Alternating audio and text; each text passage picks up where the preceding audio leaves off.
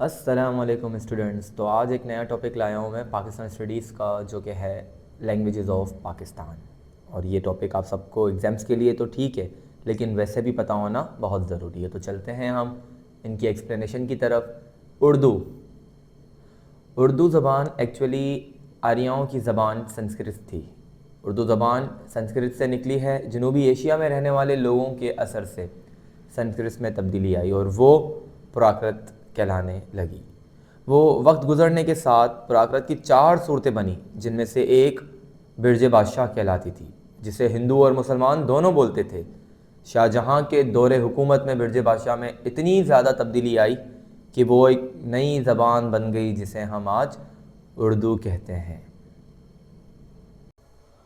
اب ہم بات کرتے ہیں سندھی کی. سندھی جنوبی ایشیا کے قدیم ترین زبانوں میں سے ایک ہے. یہ ترمیم شدہ عربی رسم الخط میں لکھی جاتی ہے. سندھی صوبہ سندھ کی سرکاری زبان ہے. یہ اسکولوں، کالجوں اور جامعات میں ذریعہ تعلیم کے طور پر استعمال ہوتی ہے. سندھی زبان میں روزانہ، ہفتہ وار اور ماہانہ اخبارات کے ساتھ ساتھ بہت سی کتابیں شائع ہوتی ہیں. سندھی زبان کے فروغ کے لیے 1990 میں سندھی لینگویج اتھارٹی قائم کی گئی. سندھی ادبی بورڈ کلاسیکی تصانیف شائع کر کے سندھی زبان اور ادب کو فروغ دیتا ہے. بلوچی لینگویج. بلوچی زبان کے بارے میں بات کرتے ہیں. بلوچی زبان ایران کی قدیم زبانوں سے نکلی ہے. بلوچی ادب بہت دیر سے ترقی کر سکا. جام ورک، مستوکلی، غل خان، نصیر، آزاد جمال الدین، ایم دانش اور باول دشتیاری، ناز بی بی وہ مشہور ادیب ہیں جنہوں نے بلوچی زبان کی ترقی میں حصہ لیا. جامعہ بلوچستان اور بلوچی اکیڈمی بلوچی زبان کی ترقی کے لیے اپنی پوری کوشش کر رہی ہیں.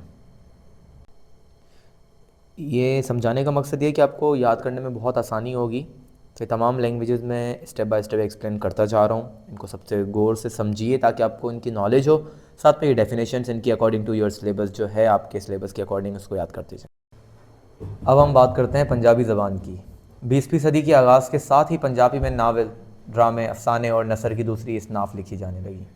اس خطے کے بیشتر اسلامی علماء اور صوفیہ کرام نے اپنے خیالات کے اظہار اور اسلام کی تبلیغ کے لیے پنجابی زبان استعمال کی. پنجابی ڈراموں اور فلموں نے عوام کے ذہنوں پر گہرا اثر ڈالا اور اس زبان کو مزید مالا مال اور عوام میں مقبول بنایا. پنجاب میں پنجابی کو بطور اختیاری مضمون پڑھایا جاتا ہے. جامعہ پنجاب میں پنجابی زبان کا ایک شعبہ موجود ہے جہاں ماسٹرز اور ڈاکٹریٹ کے سطح تک تعلیم دی جاتی ہے.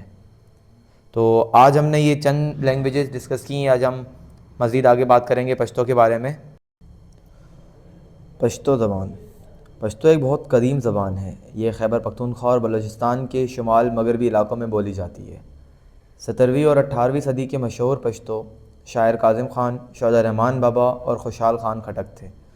ٹیلی ویژن، ریڈیو اور اخبارات پشتو زبان کی ترقی اور اس کی مقبولیت میں اہم کردار ادا کر رہے ہیں.